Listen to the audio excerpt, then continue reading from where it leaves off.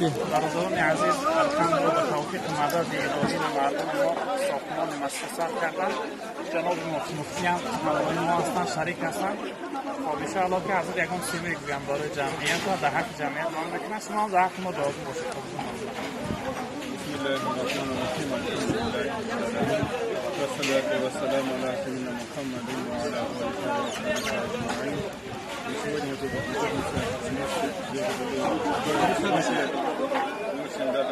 мы для мусульман. Сегодня мы, как все объединились, альхамдулилля, очищать это место, иншаллах. И альхамдулилля, мы конечно все ждем, и на суд иншаллах мечеть, джумана проводить, иншаллах, величать религию Аллаха Тааля, ислам, альхамдулилля, объединяться.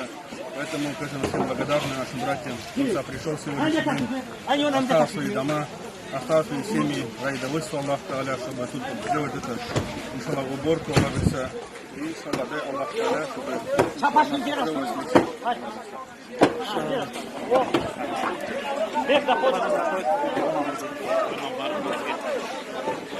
اینا برادرای عزیز انشاءالله هم تشکر کنید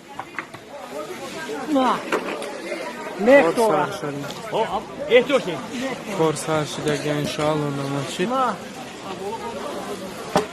خشم که برنا خودتون نمیرو سربای نه خشم کنید